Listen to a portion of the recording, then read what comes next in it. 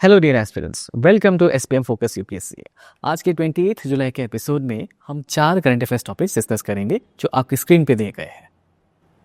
शुरुआत करते हैं पहले टॉपिक से, प्राइम मिनिस्टर नरेंद्र मोदी के मालदीव्स विजिट से, जो सिर्फ सिंबॉलिकली ही नहीं लेकिन जियोपॉलिटिकली भी काफ़ी सिग्निफिकेंट माना जा रहा है। प्राइम मिनिस्टर मोदी मालदीव्स के 60th इंडिपेंडेंस डे सेलिब्रेशंस के लिए गेस्ट ऑफ ऑनर के रूप में इनवाइट किए गए और ये visit India UK free trade agreement के तुरंत बाद हो रहा है, जिसका इससे डिप्लोमेटिक वेट और बढ़ गया है।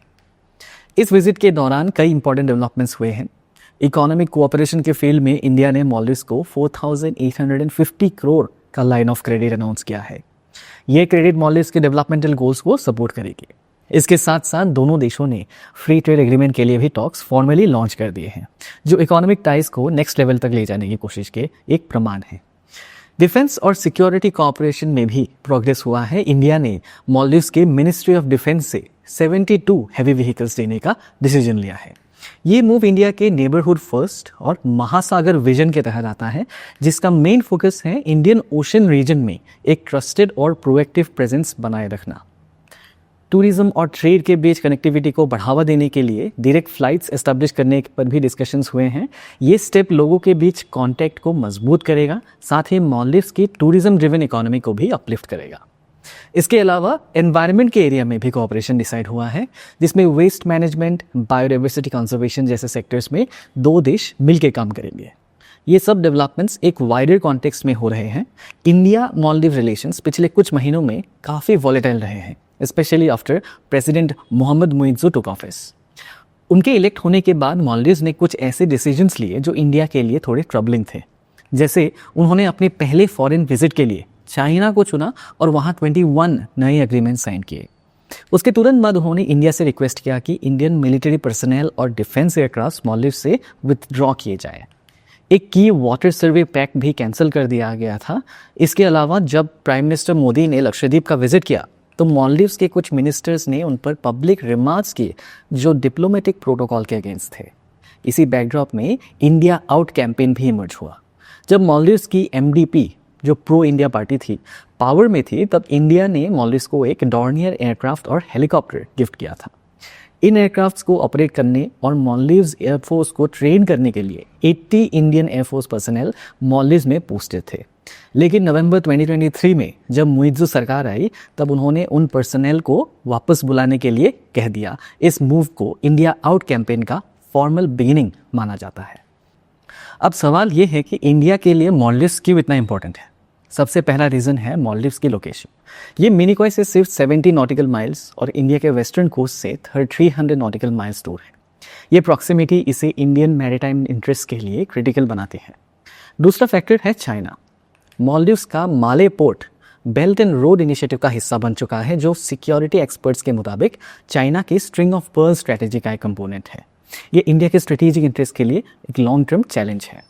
जियोपॉलिटिकली भी मालदीव्स का रोल क्रूशियल है। इंडियन ओशन रीजन का कॉन्फ्लिक्ट फ्री जोन बनाए रखने के लिए सी लेन्स को सिक्योर रखना ज़रूरी है। इंडिया का महासागर विजन इसी स्ट्रैटेजी पर है और मालदीव्स उसमें एक बहुत ही इंपॉर्टेंट एंकर कंट्री है। इंटरनल सिक्योरिटी भी इंडिया मालदीव्स रिलेशंस में एक फैक्टर है।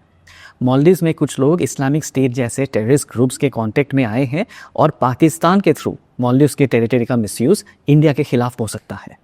ये पॉसिबिलिटी इंडिया के इंटरनल सिक्योरिटी आउटलुक में मालदीव्स को और भी सिग्निफिकेंट बना देता है। लेकिन ये रिलेशन एक तरफा नहीं है। मालदीव्स भी कई मामलों में इंडिया पर पूरी तरह डिपेंडेंट है। डेली एसेंशियल्स जैसे राइस, स्पाइसेस, फ्रूट्स, वेजिटेबल्स और पोल्ट्री लार्जली इंडिया से ही मालदीव्स को मिलते हैं। हेल्थ केयर के लिए भी क्रिटिकल ड्रग्स इंडिया सप्लाई करता है। इंफ्रास्ट्रक्चर डेवलपमेंट में जो रॉ मटेरियल्स चाहिए होता है, जैसे सीमेंट और बोल्डर्स, वो भी इंडिया से ही आते हैं। एजुकेशन के लिए भी मालदीव्स के स्टूडेंट्स इंडिया पर डिपेंडेंट हैं, क्योंकि वहाँ के स्कैटर्ड आइलैंड्स में हायर एजुकेशनल इंस्टीट्यूशंस काफ़ी लिमिटेड हैं। इसीलिए हर साल कई मालदीवियन स्टूडेंट्स इंडियन यूनिवर्सिटीज़ में एडमिशन लेते हैं। वहीं डिज़ास्टर मैनेजमेंट की बात करें तो डिज़ास्टर रिस्पॉन्स के मामले में इंडिया मालदीव्स के सबसे रिलायबल पार्टनर है। 2004 के सुनामी क्राइसिस के बाद और 2014 के ड्रिंकिंग वाटर क्राइसिस के दौरान इंडिया ने तुरंत और सबसे पहले मदद पहुंचाई थी as a first responder. Security के स्फीयर में भी इंडिया हिस्टोरिकली रिलायबल रहा है। जैसे 1988 में ऑपरेशन कैक्टस के दौरान जब प्रेसिडेंट अब्दुल गयूम के अगेंस्ट कू अटेम्प्ट हुआ था, तब इंडिया ने अपने ट्रूप्स भेजकर मालदीव्स के इलेक्टेड सरकार को सपोर्ट किया था।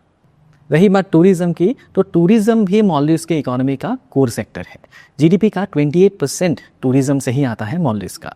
लेकिन रिसेंट टेंशन्स और लग्जरी कमेंट्स के बाद इंडियन टूरिस्ट का नंबर्स में गिरावट देखी गई। अगर चाइना इंडिया एंगल की बात करें तो चाइना और इंडिया दोनों मालदीव्स में ब्रिजेस बना रहे हैं टू कनेक्ट द आइलैंड्स, जिसे ब्रिज पॉलिटिक्स भी कहा जा रहा है। ये इंफ्रास्ट्रक्चर के जरिए स्ट्रेटेजिक प्रॉक्सिमिटी और इन्फ्लुएंस बनाने की कोशिश का पार्ट है।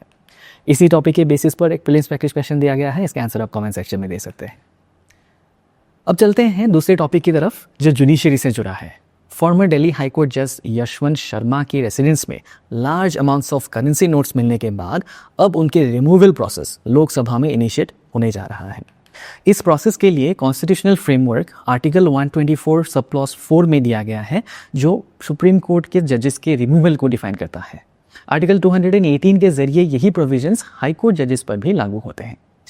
हमारा कॉन्स्टिट्यूशन कहता है कि जज को सिर्फ 2 ग्राउंड्स पे रिमूव किया जा सकता है, प्रूव्ड मिसबिहेवियर और इनकैपेसिटी। इस प्रोसेस में लोकसभा और राज्यसभा दोनों ही हाउसेज में इम्पीचमेंट मोशन पास होना ज़रूरी होता है। इस मोशन को पास करने के लिए प्रेजेंट एंड वोटिंग मेंबर्स का 2/3 मेजॉरिटी चाहिए होता है और साथ ही टोटल मेंबरशिप में एटलीस्ट 50% सपोर्ट होना ज़रूरी है। अगर मोशन दोनों हाउसेस में पास हो जाए तो प्रेसिडेंट जज को फॉर्मली रिमूव कर सकते हैं। इंपॉर्टेंट बात यह है कि कॉन्स्टिट्यूशन में इम्पीचमेंट शब्द डायरेक्टली जजेस के लिए यूज़ नहीं किया गया है, हालांकि कॉमनली यही वर्ड यूज़ किया जाता है। आज तक इंडिया में किसी भी सुप्रीम कोर्ट या हाई कोर्ट जज को सक्सेसफुली इम्पीचमेंट के थ्रू रिमूव नहीं किया गया। ऐसे 5 केसेस आए थे जहां इम्पीचमेंट मोशन इनिशिएट तो हुआ था, लेकिन या तो मोशन फेल हो गया या जज ने खुद ही रिजाइन कर दिया।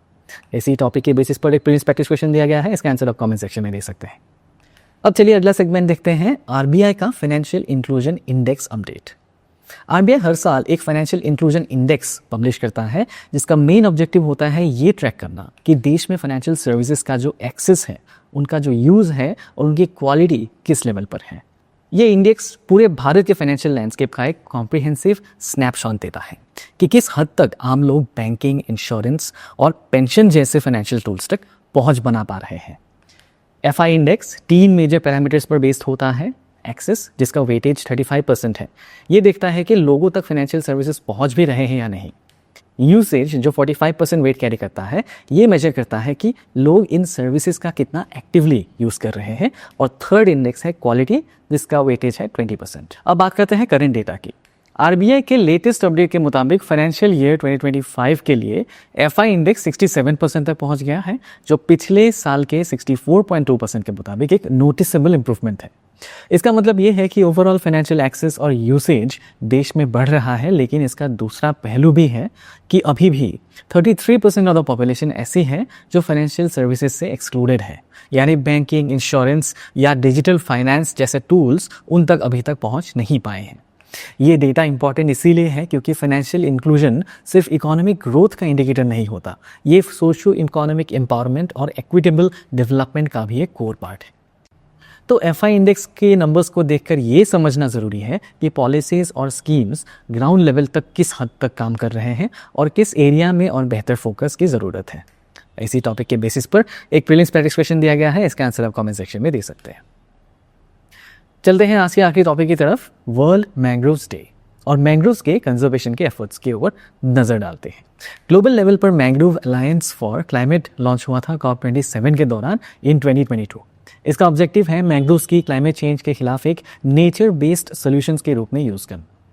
इंडिया ने अपनी तरफ से मिस्टी स्कीम लॉन्च की है, जो mangroves initiative for shoreline habitats and tangible income है। ये स्कीम यूनियन बजट 2023-24 में अनाउंस की गई थी और इसका एम है कि शोरलाइन को प्रोटेक्ट करना, कोस्टल फ्लडिंग प्रिवेंट करना और लोकल इनकम जनरेशन करना मैंग्रोव कंजर्वेशन के जरिए। इसी टॉपिक के बेसिस पर एक प्रीलिम्स प्रैक्टिस क्वेश्चन दिया गया है, इसका आंसर आप कमेंट सेक्शन में दे सकते हैं। तो dear aspirants, this is it for today's episode. कल मिलते हैं नए इंटरेस्टिंग करंट अफेयर्स के साथ। Till then, this is focus UPSC signing off. जय हिंद।